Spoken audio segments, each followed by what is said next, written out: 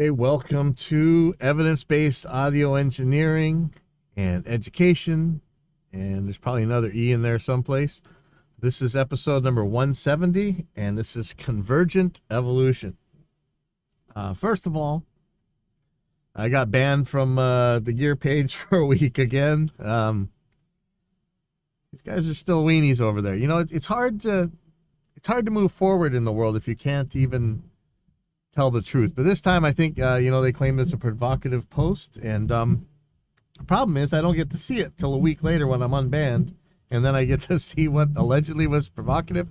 So this was a thread about why there's all these global supply shortages and how long it's taken for anybody to get anything. And I said keep putting all our eggs in Red China's basket and see what we get. Is that provocative? It's the truth. Might be a couple other small factors involved, but having one place make everything for you, that's it's a recipe for disaster.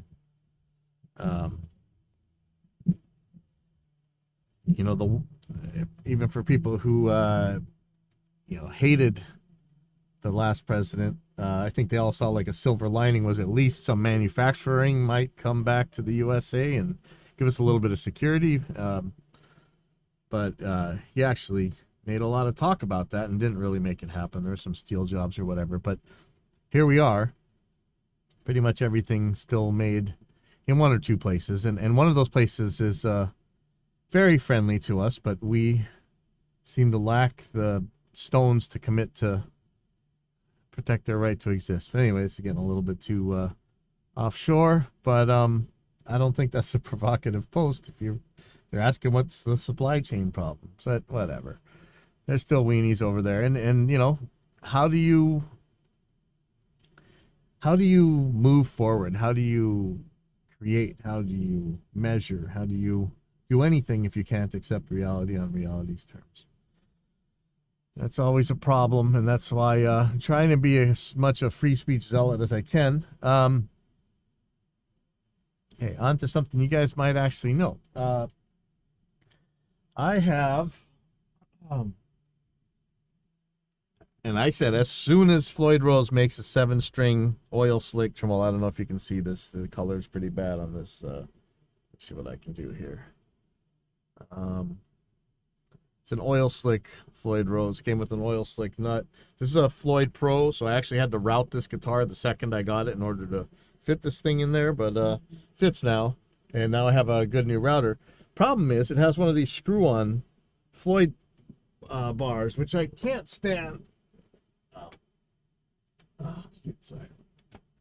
I think for some people there might be a reason that they like them. Yeah, if you're out there and you like those kind of bars, let me know. But what I'd much rather use is the push-on bar. This thing has all the tension you want. You adjust it with the simple set screw. But they don't make one of these for oil slick. So I'm wondering, can I just take the regular one and shave that little tab off and it'll fit in here? I think I better ask Floyd Rose, but if you guys know, let me know.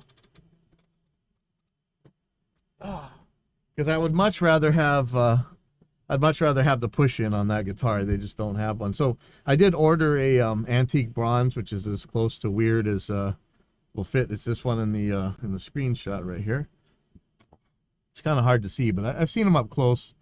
It does look a little too antiqued, but maybe it'll match with the oil slick. I was thinking maybe getting gold, but maybe I'll see about shaving that little piece off. I think they're I got a micrometer. We'll check on that. So yeah, if you know if I can just mod the existing one, please let me know, because I'd very much like a push-in arm on this thing. All right. So I don't know how you guys feel about this, but these are, let's see, let me just play one of these videos here.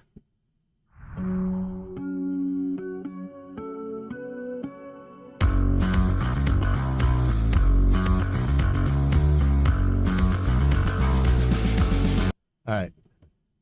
I don't really need to play more than that, I don't think. And this is just like anything else where we all said, oh, don't worry, they'll never invent a blah blah blah blah blah. That job's going to be forever. No. I know you think the drummers have dealt with this for decades. Drum machines or programmed drums, piano in a large way, synthesis. MIDI. Well, MIDI lets a lot of music out that wouldn't have happened anyway, which is actually very liberating. But I don't want to get into that. People have accepted programmed drums, even in more organic type of music, for quite a while now. Well, they may not admit it, but their production shows that that's the truth. We've used keyboards and things for bass guitars for a long time, but when it comes to, we can think of some pretty big examples of bands that did just that, and but for a lot of them, you still want a real bass guitar or whatever. This thing, and in fact, pretty much that Ample Bass Lite, the free one, actually was pretty damn good too. But this is kind of taking it to the next level. This sounds pretty good. So this is a bass virtual instrument from IK Multimedia, some of the pioneers of mobile guitar technology for sure. These guys are awesome. They did a lot to help out at the beginning of the Reaper days. Very cool people. We get in arguments from time to time, but they always make neat stuff. They also make oh no, that's TuneTrack. This it's kind of surprising actually. I was thinking that it was TuneTrack that had made this product, but this is IK. They've done a little bit of sampling from time to time, but it sounds pretty damn good. I mean, there's a lot of contact instruments already that are great for bass, so it's no surprise these guys are going to pull this off. But there were a couple different ones for guitar already, and so there's virtual guitar players out there. So I don't know anymore, guys. Like, do we have a future? Gonna be a novelty standing on the side of the road playing these archaic things. It's just nuts, because this is how much we always talk about, how much automation is going to change things and how much automation can do, and artificial intelligence and everything.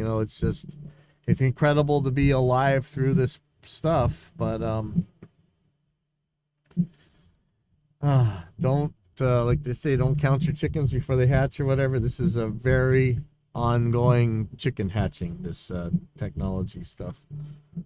What's the guitar one? Guitar. I mean, there's always been a bunch, but there's ones now that are really good.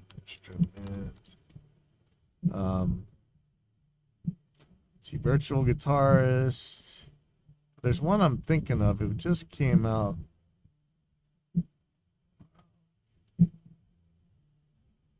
Guitar VST Instruments. Watch, it's going to be amps instead. Oh, that's M-Lite. DSK. These are old. There's something new that's supposed to be really good. I forget what it was, but I think Glenn Fricker had one on his show, and it sounded scary good. I'm like, oh no, man, that's it for us, But okay, I don't see it on here. Sorry. Let me go on to the next thing here, which is those. Don't care about that. ESP has some crazy looking designs here. There's like a skull one. It's like 6 strings. They have one that's like a pack of wolves. So it's its exhibition limited series. It's 18 handcrafted, one-of-a-kind guitars, all made in Japan. Like, one-of-a-kind as in they only made one of each one. 3D skeleton, wolves, rainbow fretboard. Ooh, I want to see that one. Let's take a look. See if we can get to their. Wow. There's like an almost oil slick fretboard on one of these guitars. Oh yeah, that's them. The exhibition limited series. I don't know if you saw a picture of I think I had it on Instagram, where there's some of this resin filled guitar stuff. It Looks unbelievable. One of the guys around here did that in Hawaii too. Wow, this is a set of very cool looking guitars. Look like they're bolt-ons, so nice try. Um, these are all bolt-ons. Oh, here's a neck through. Um, Purple resin top with metallic silver burst. Neck through body. Oh, these are awesome looking. Oh, that's a weird one. Yeah, this one has like a rainbow fretboard, which looks just unreal.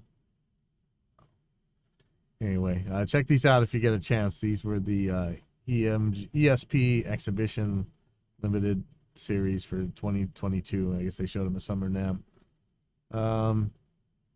And ESP has a Kirk Hammett, like a yellow or blonde one. It's a V shape, 2 humbuckers, no tremolo, and has the Kirk Hammett LTD KH-V. So that's ESP USA custom signature V shape. Yeah, I never understand what the difference between the LTD and the not LTD ones are, because I got an LTD that's just unbelievably good. So I don't know if it's the cheaper one or something. Let's see. You can also get it in black sparkle or red sparkle. It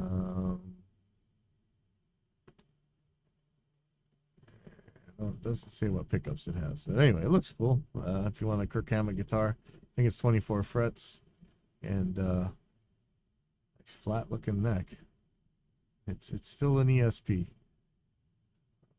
Even though, yeah, I have one of those baseball bat ESPs too. So.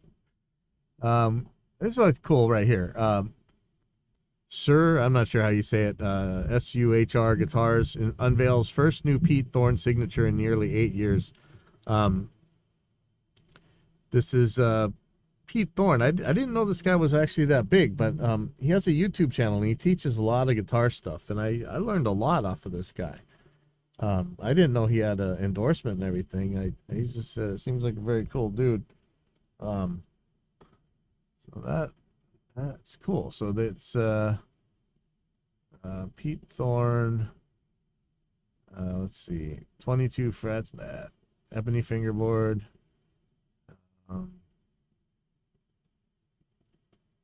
$3,649. Jeez, man. I would buy 3 real guitars for that. I don't know. I still don't know. I always ask it on the show. What makes these vintage shaped guitars so expensive? You know, like, I don't even like them. They don't got enough frets. They got the weird blocky bolt-on thing, so it's hard to get on those upper frets. And I don't know. But then they usually come with crappy tremolos. So for $3,000, I'll get 3 ESPs. You know, or 3 Agiles if they're still around. Yeah, forget this. But anyway, for the people who like this kind of stuff, that's good. And you'd be supporting a great cause. This guy is a massive educator. I hope he makes. I'm glad that he's got endorsements and stuff, because that guy's amazing. Give me 1 second. Let me see what's going on. Sorry, this is live stuff.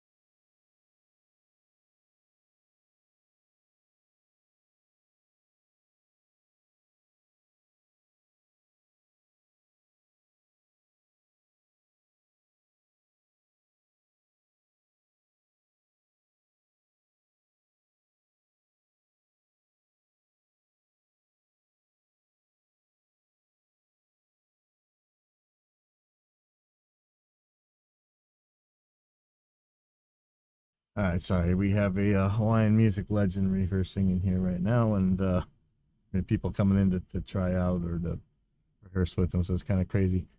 Okay, next thing, Jackson.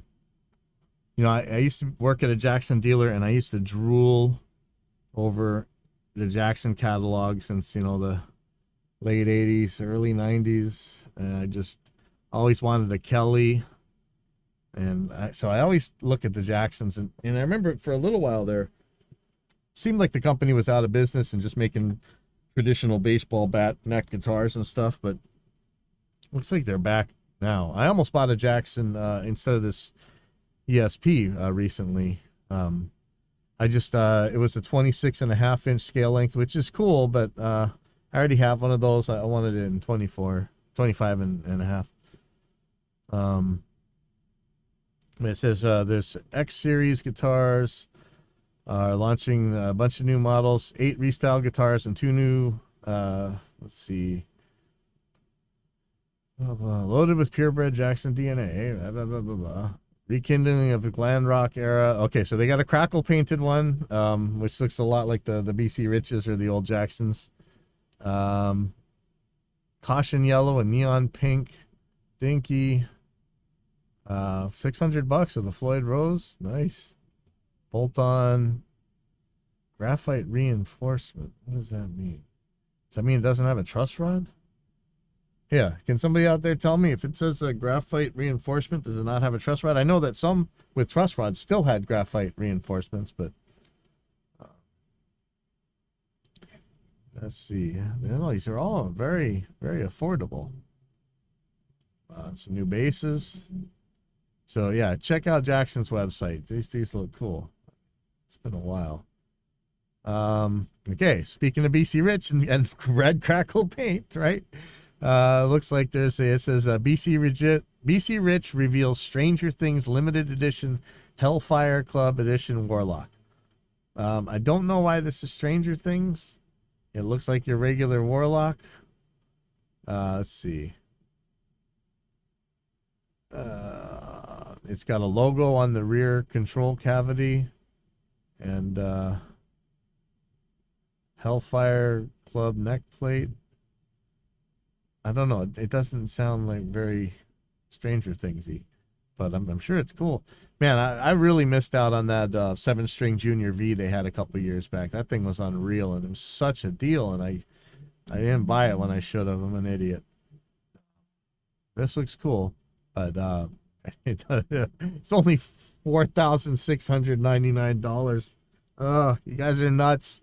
Nuts. Just to be one person that owns something. It's kind of like those NFT weirdos, right? Ooh. Sorry. But really, though. Okay.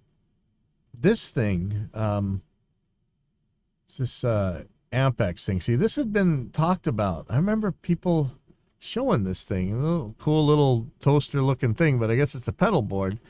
And this was...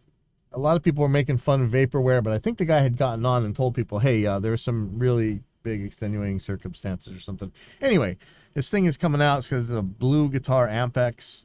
The picture of it doesn't look like the picture of the that they showed before. But either way, it looks cool. It's like almost like these little half rack guitar things in a little pedal board. So let's see what they really call this thing. All the best guitar amps ever made packaged into this one pedal board amp box. 6-foot switches and all controls can be found above, including gain, 3-band EQ, and presence.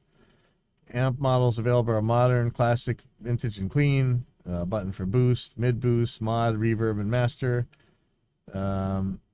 Same tech and nanotubes as their previous products. And fully programmable and recreates classic circuits by using analog circuits paired with the valve-based 100-watt power amp.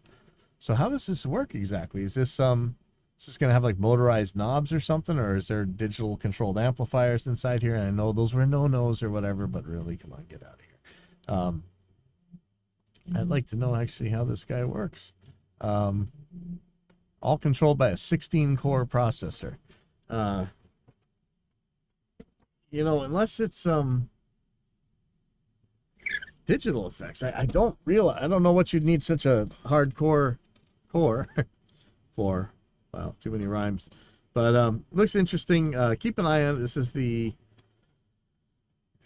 the Blue Guitar Ampex, uh, AMPX. Okay, and let's see, for you guys living like me, living in Hawaii, here's something interesting. So here's some 2022 Taylor Guitars introduced two new all Koa acoustics to its 700 series lineup. Youch.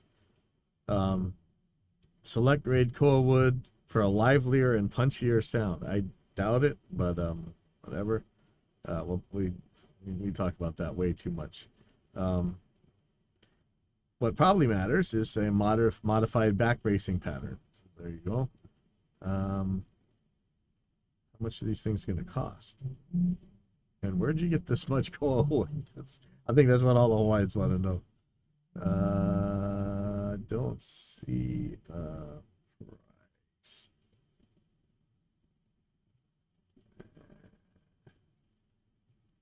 Let's see if you can even buy them yet. Hold on. Oh, here it is, right here. Um, yeah, how do you buy them? Oh, only $3,500. Well, I guess you see, I have a hard time believing that people are starving anywhere when there's this much money around. But who knows? Let's see what else. Okay, so this one, I come hot and cold with Black Star. They do some cool stuff. They do some, I think, questionable stuff. Black Star launches a St. James series of lightweight tube amplifiers, featuring onboard load boxes, cab simulation, and hopefully it's not as bad as the cab simulation on the TVP 260 or whatever that piece of is out there. Hopefully there's a better signal path thought about here. But I wonder what they say, the lightest. How light is light? So those transformers are still going to weigh a ton, right? I like that they have speaker simulators on them. I know you guys hate them, but it makes everybody's job so much better. And you know what? The audience is just as happy. Get over it. I know I'm saying that while I've got piles and piles and piles and piles of speaker impulses, right? I should be the last one to talk, but you got to put it in your head. You got to drill into my head. The audience is going to be okay. As long as there's some kind of speaker simulator on there. That sounds for us, not for them. Okay, so TC has a Plethora X3, a downsized version of its feature pack multi effects pedal. Has every tone print effect and a new built-in Unitune tuner. I still don't understand half these new tuners.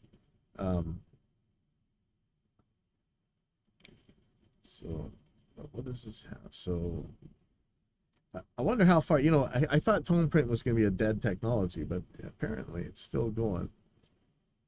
Okay, here we go. Helix Phaser, Viscous Vibe, Hall of Fame 2 Reverb, nice. Flashback 2 Delay, Hypergravity Compressor, Vortex Flanger, Corona Chorus, and many more. How many of these can you use at once? Should you put 3 in there or something? 8 onboard cabinet simulations, nice. Good job. Good job. And can be added to the end of the signal chain for going straight into the PA system and also audio interfaces. Good job. We're always talking about this. I wonder just how two-path that is. I'll look into this and I'll get back to you on the next time. So let's see. Why are the dates not showing right now? So here's a thread over at Safe Space. Were you disappointed by NAMM this year? It's much smaller than normal. What were your impressions? Look, I'm glad there's anything. And, I don't have to go to NAMM. It's cool. My health, I had a lot of trouble last time. But it's good that anything's happening at all. We got, at the very beginning, you saw what I got banned for. There's not much gear around. And in a lot of places, I know a lot of people made a lot of money during this Backstreet Boys reunion tour thing. But a lot of people are poor. So I'm glad that there's anything going at all at this at these NAMs. Um, so the Noodle said it was okay. We all knew it was going to be smaller. We all know the next Anaheim NAM is in 10 months. We all know the 2024 will be 9 months after that, returning to its customary January Anaheim time spot. Little steps. All of us hoping that more exhibitors will return each of the 3 times. It's okay by me. There's nothing else in history that equates to what we've all been through. Any successful resumption of NAM gives a little bright spot in these crazy times. I think that's exactly it. Returns next April, which is kind of crazy. Worst one in years. I was hoping Akai would be there. And Sound on Sound covered it. Let's see what Sound on Sound said. Heritage. So that's who is Heritage? Is that the Trident guys? Eves, new 88M interface.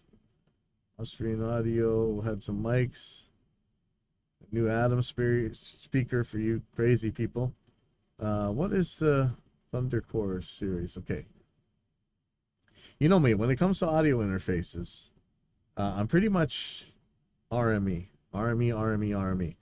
Anything under that I get a little bit worried about, but this is something. Digitalaudio.dk. Digital Audio Denmark.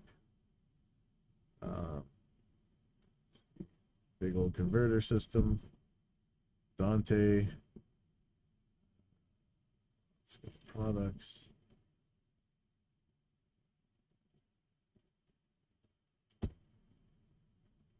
You get in. So I'm looking at converters and stuff. I'm trying to figure out how do you get in, or do you get in through this Dante piece? I'm not at all interested in Dante.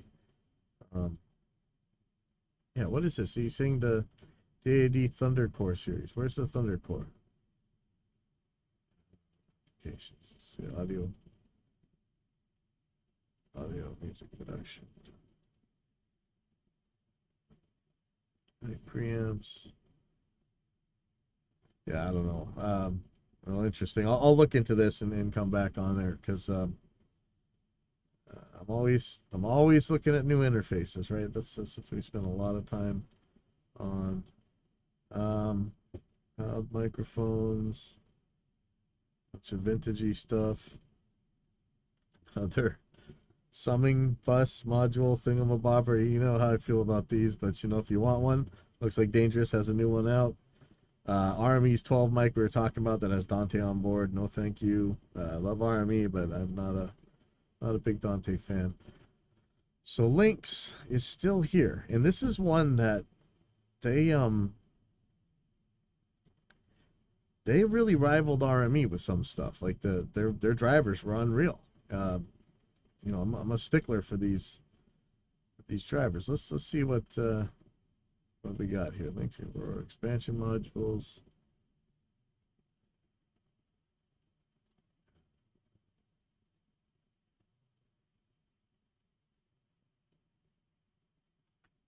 IO. Not even sure what they make anymore. They used to make an AES 50 or AES 32 interface. It's just different cards for Aurora. So what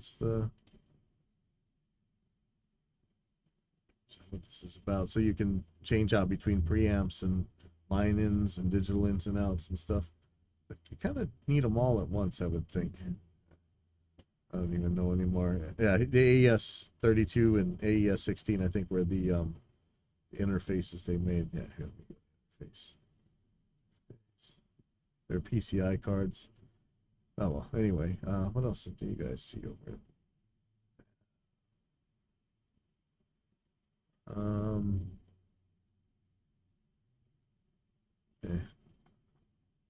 A lot of vintagey stuff. Not super interested. Okay. Okay. And so I've been hearing more and more Atmos, and like every time somebody makes another, what they call in the early days of quantum mechanics or particle physics, they called it like particle soup or alphabet soup or whatever, because every time you turned around, there was another particle being discovered. Um, that's how I feel about a lot of these surround formats. And so Dolby Atmos, I was hearing about it. I'm like, yeah, I don't care. If it ever makes any significant inroads, maybe we'll start talking about it. But then I heard that some podcast was actually broadcast on Atmos, and I don't know if they mean you need to sit in a surround room or if it has a 2-channel compatible thing. So I'm going to read about this. It's what Wikipedia says, and sorry, I know Wikipedia can be a terrible source, but I'm just going to see what they have if they summed it up for us a little bit. Dolby Atmos is a surround sound technology developed by Dolby. It expands on existing surround sound systems by adding height channels, allowing sounds to be interpreted as 3-dimensional objects. Now, in the wild, I thought that most of the research was that we don't really hear up above and below us and stuff. We just hear forward and left and right. And our forward backward cues have to do with like tone and reverb and things, but I don't think that we hear up and down. I don't even know if we know forward and backward. I don't know. There's my quick experiment. I guess we kind of do, but that's not really how our ears are made, right? So this height is interesting. It may not actually matter, but it does give things a different place to be. So following the release of Atmos for the cinema market, a variety of consumer technologies have been released under the Atmos brand using in-ceiling and up-firing speakers. Okay, but what I want to know is if you just have regular headphones, is there a way that it folds down? Okay, so consumer implementations, there's home theater. At the end of 2014, partners announced that Dolby Atmos would still be coming to home theaters. That's a while ago. So that's like 8 years ago. Apple Music announced the addition of spatial audio with support for Dolby Atmos on May 17th, 2021. Fully supported on Androids with Windows support coming in the future. Yeah, you don't even have Windows support yet. Streaming services like Netflix, Disney Plus, Vudu, Apple TV Plus, and HBO Max.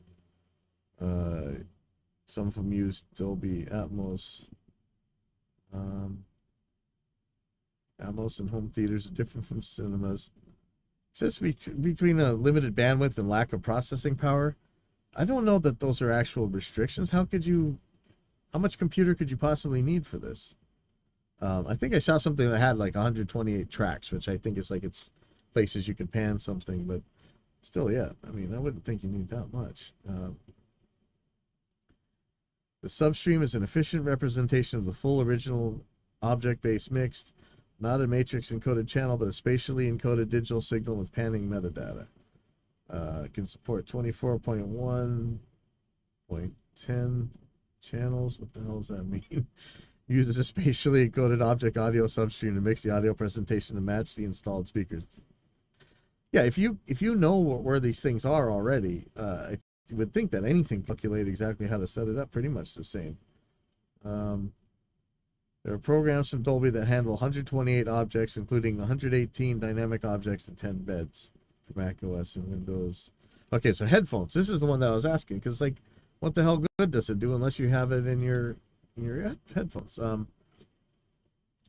Dolby Atmos has headphone implementations for the PCs, the Xbox One, the Xbox Series X and S, and mobile phones. They work by using audio processing algorithms to convert the Atmos object metadata into binaural 360-degree output using the usual 2 headphone speakers. Okay, so this is back down to your regular stereo headphones. They can do this. Technique is an improvement for previous Dolby. I remember there's some that were pretty crazy already, but so let's see. Did somebody stick this in a game? Because that's what's going to matter, right? They get this into the games, and all of a sudden people are going to want to play it. So that's Atmos. So that was the thing. I want to know, how does it get down there? Here's another one. Dolby Atmos is able to render by converting the channels into a virtual binaural 360-degree output from the headphone speakers. This process builds upon Dolby headphone technology. But I think they were saying that it would work in any old headphones. We'll see. We'll see. This ends up in all the games, then this will matter. Okay. Yeah.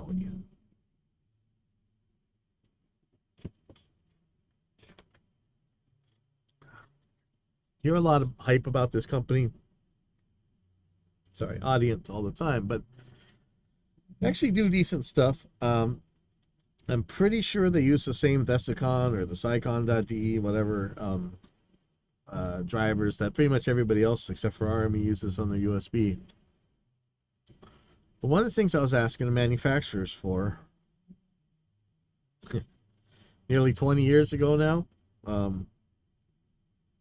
and there's been some implementations of this and whatever, and these aren't going to be the best drivers in the world. These aren't going to be your RMEs or your older Mo2s before the USB stuff.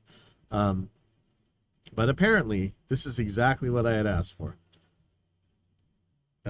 Onboard interface has 8 onboard mic preamps, probably some DIs, and it's got 2 more ADAT ins and some ADAT outs, and word clock out, so it could be master. And I just said the M word. Sorry, snowflakes. Actual electrical power jack, so it's not using some wall wart. This has a real IEC cord. This looks like the real deal. So 24 channel thing. You can carry it around as an 8 channel when you just need the 8 channels, but come home, plug the ADAT optical inputs back in, and you're set. I hot glue all my ADAT stuff in because I just don't trust that connection, and I have a lot of trouble with them. I would love to see that format go away, but I always talk about just how amazing it is that last time anybody saw an ADAT was like 20 years ago, and yet we're still using those light pipes. It just works. It's just like MIDI. MIDI was not. You think about it. We thought, oh man, ADAT's so new compared to MIDI. ADAT's not that much newer than MIDI. It's like 6 years or something, man. It's crazy when you look back at that time. It was such a bunch of revolutions, but they were very close together. But anyway, so this is from Audience.